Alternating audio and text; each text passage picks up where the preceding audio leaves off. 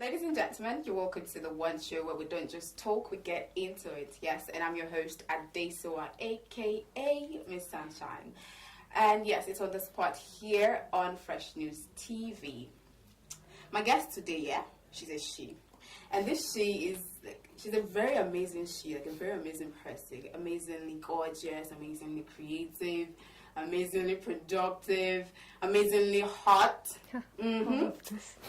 What an amazing can I actually say? Yeah, she is the CEO of Tisha Productions, and she's the one and only Aisha Mohammed. Ding ding ding ding ding. What an intro! You liked it, right? Yeah. Did I cover all the amazing or? You covered more than enough. Okay. Super amazing. Okay. I really want to offend you. All right. So before we get into the questions and the random, how have you been? Great. Okay, it's very evident. Trust me. Okay, so what have you been up to? What have you been getting up to? I've just been shooting a lot of movies lately. I premiered one in January, and I have another coming up next month, March. Yeah. The one you premiered in January. How is it doing now? It's doing very well. It's been 4 weeks in the cinemas, and I've been getting a lot of good reviews. Okay. Yeah. Okay, and then the one you were going to premiere next. What's the title? The one I'm going to premiere. Yeah, Almost Perfect. Okay, Almost Perfect. Almost Perfect. That's like, that kind of covers a lot of things, you know, like almost perfect relationship, almost perfect job, almost perfect. No, no, it's not about love. Okay. It's a political story. Yeah.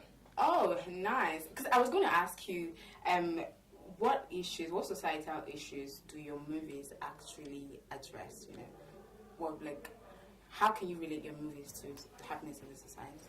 Yeah, it covers basically most things that happen here in Nigeria, not just Nigeria, you know, Africa as a whole. The previous was about infidelity, and this is a political story because I figured at that period I was putting the story together and production together. It was, you know, the election period and a lot was going on, so that was what motivated me to come up with that story, Almost Perfect. Yeah. Okay. Do you think people actually love your movies? I'm going to be honest. I get different reviews. You know, some like, some don't like. Okay. Which is okay for me. I mean, not everyone has to like my films. You know, it's fine. How does it make you feel when people actually criticize? I don't want to say not something negative. So I'm just going to say criticize it. Like when people critique my movie. Yeah.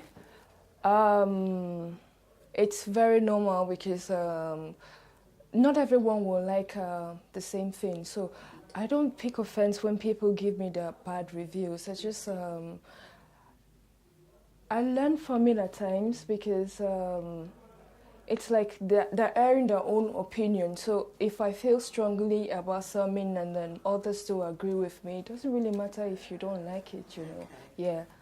If there are corrections to make, I probably will make corrections, but if I've produced the film already and then you feel the story wasn't good enough or something was missing, I mean, I can only work towards the next production.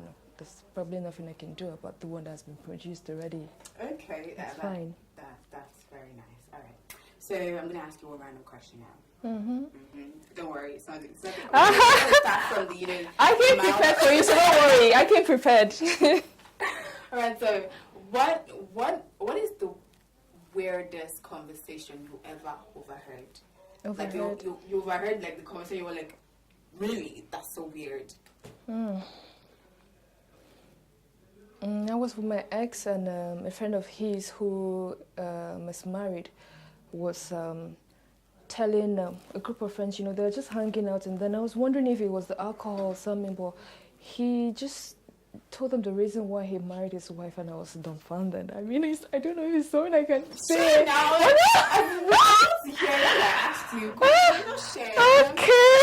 Okay. And he was like, at the time he got married, he had a lot of girls. He had over 11 women, and he had over 11 women for different reasons. And the reason why he married his wife was because, you know, she gave him the best sex of all the 11. I was shocked. I'm like, is that it? Okay.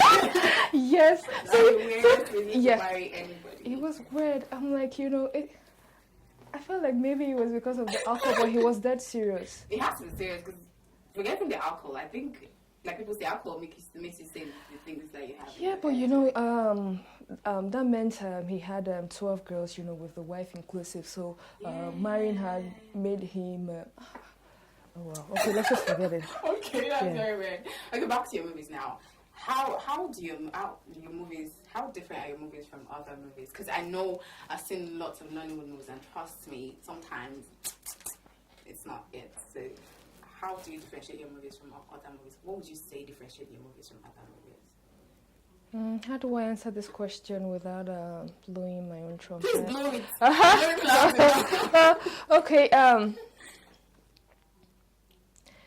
I have that kind of a Black American thing going on. Tyler Perry actually, is my role model. So I see his films and I see how creative he is, and even if it's the Madea thing, there's always a different story that is informative or educative or something. So I follow his footsteps. So the first film was about corruption. It was the anti-corruption thing. That was the period Buhari just came into power, and then he had the theme anti-corruption, and then that first film was about anti-corruption, and then infidelity. That was Let Karma, the one in the cinemas now. So basically, it's always about what is happening in the society at the time. I want to come up with a story or something. So for me, it's different from others because it's. Even if it's a love story, it's not like the usual love story that is predictable at the end, the two get along or something, I always like to add twist to it and all of that. So my stories are kind of different, I don't know how best to explain it, Yes, but I just feel like I put a lot of suspense. I just don't make it, normal like that. Yeah, that's the best I can say, actually. Yeah. I know I've met you a lot of times in person, and you're always very calm. And then I see you in movies, and you're like, I'm not the same person, really. So how do you switch from being this very calm Aisha to whoever you are in the movies that you do? I feel if I'm always acting calm in my films, people get tired of me easily. So what makes it acting is you being another person. So if I'm calm, you don't expect me to be calm in my films. I'll be like, every film you see me, you just, this is so Aisha. You see another one, you'll be like, you will get bored. You'll be like, does she always have to be herself in films? And so your ability to be able to, switch and play different roles makes you a good actor. So that is why I always go out of the box. I don't like to stay in my comfort zone and be calm. How easy is it to do that? It's easy because, I know in my head that if I'm not, crazy or shouting or whatever, then I am being Aisha. Okay. So it's really easy to switch. Okay. Okay, so I know you recently you were on a dating show on TV. Oh, wow. Because I know I saw one of those reviews and all those ads, and you went on a dating show and all that. So. Would you really hook up with a guy, like a random or strange guy on TV? Yes, if I find him interesting, yeah. It just has to be interesting, right? You wouldn't say random because how do you meet people? You don't plan to meet people. So for me, hooking up with someone I meet on TV is not as random as going somewhere and then you meet a guy at a store, exchange numbers, and then you start talking. That's random too. You don't think so? But is it? I think it's so random because the guy knows he's on TV, so it might not be all real or stuff like that, and then you probably might hook up with the wrongest person ever. Okay, so what certainty do you have that the person you just meet at the store, will be sincere and stuff like that? So I think it's the same. You got me. Okay. You got me. You really got me. Okay, so but have you ever had any sort of difficulty in your career, and how did you handle that aspect? Difficulty in my career was when I started. Um, I know, it's best to start small and then you give room for growth and all of that. So when I started, I wouldn't say I was a bit impatient, but I just felt like I knew a lot and I could do a lot. So I just wanted to make it up there. But then it looked like it was going to take a long time. I'm saying that because when I started, of course, started with small roles, like, you get one role to play in the film. And then at that time I was feeling like I can do a lot, so why not try me with a lead and stuff? Yeah, exactly. Yes, at that time it was difficult dealing with starting small. That's how I can put it, yeah. But I had to cope. I mean, if I was going for auditions and getting roles at all, then it meant something. There were others who went for auditions and never got the roles. So I just had to learn to adapt, like, start small, and then here I am. I'm doing my films. Yeah. Been the big shot. Okay, so time for another random question. Okay. Who was the last person to see you naked? I'm batting my eyelids now because I'm actually working. My boyfriend, of course. That was so easy. Like, I was waiting for something else. I mean, I could have said my sister or something. But no, we'll stick with the boyfriend part. Thank you. Thank you. So we'll stick with boyfriend part. Okay, so if you're a movie maker, yes, I'm going to ask you, if you have the opportunity to remake a classic movie, which one would it be? Pardon? If you have the opportunity to remake a classic movie, which one would it be? It doesn't really have to be Nollywood, Nigerian movie. It could be anyone. I wasn't even thinking Nollywood, okay. Actually. my mind went to Tyler Perry's because, I like most of his films. Any of the Madeas, maybe I would make Madea come to Africa or something, yeah.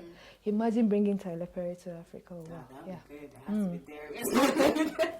Yeah. It's going to be that I really have to be there. But can you actually play Madea, really? If you actually want to play that kind of role, do you think you can? I think I can. But maybe it's just I think I can. You're not so sure. I think that's what I'm thinking. I think I can. Yeah. Okay. I think I can. Okay. All right. Let me ask you something else. I really want to know about this because I've spoken to a lot of female actors. I say female because when I say actor, it's just generalized. And sometimes, not just female, like lots of actors really, and they tell you there is no love in the industry, like genuine love. That people just actually either show you fake love or they're just looking for him to trap on and just move on. How do you handle that? Okay. From my experience, I agree that there's actually no genuine love in the industry. Most of the people who come around because they want something from you, like they want to benefit from you. Nobody, I wouldn't say nobody. Some are actually nice, but from my experiences, I've had a mix of both nice and not nice. How do you handle all of that, knowing that somebody that is probably sulking up to you and showing you so much love might not really have your best interest at heart? You go with the flow because you don't want to act dumb, like you don't want to trade at the faces that that pretending or something. So most times I go with the flow. I know, okay, this one is not being real, but maybe he or she wants something to. If it's something I'm in the position to do, I do it. But I just know that this one isn't a genuine friend. He or she comes around because he wants something at that time. That's how the industry is. You cannot be friends with everybody, There are quite a lot of us in the industry. You cannot be friends with everyone, yeah. So the few ones that show sincerity are the ones, I keep close. Okay, so, the last thing I'm going to ask you to do before we actually wrap the show. Aisha, I would need you to I don't have to do it anyway if I don't want to, yeah? It's not something difficult. Okay. It's not something very weird, so you should be able to do it. Okay. I just want you to smile with half of your face. What? Try smiling with half of your face. No, I feel like I can see your whole face smiling. I just want. It's half, isn't it? Is it half? Mm. Are you sure? It's half. It's just a side. That made you feel easy. I was trying to do that the whole time yesterday and I couldn't do it. And now. Do you want to try again? No. I wouldn't even get it. Okay, thank you so much for coming on the show. It was such a pleasure to have you. But before we go, Thank you for having me. Call out your social media handles so people can follow you? Okay. Twitter, Instagram, Facebook, Aisha Mohammed. Okay. Yeah. Do you have any last words for people that are actually watching you before we actually wrap up the show? Anything you want to say? Or go and watch my movies coming out or something like that? You know? Yeah, it helped me. That's the only thing I possibly have to say now, yeah. I have another banger coming out. The premiere is on the 24th of March 2019 at Transcorp Hilton Hotel. Please do not miss it for anything. I don't want to say... It's going to be super fun, of course. Okay, and I'm going to be there. I'm putting myself in there right now. Even though you have not invited me. But You are invited. I'm going to be there. You're invited. Okay, thank you so much. Thank you guys for sticking with me. Do not forget to follow us on all of our social media platforms. This is all of that is right here below. And you can follow me on Instagram at PHYCE5. Thank you again for sticking with me till I come your way next time. From me and my guest, it's bye-bye.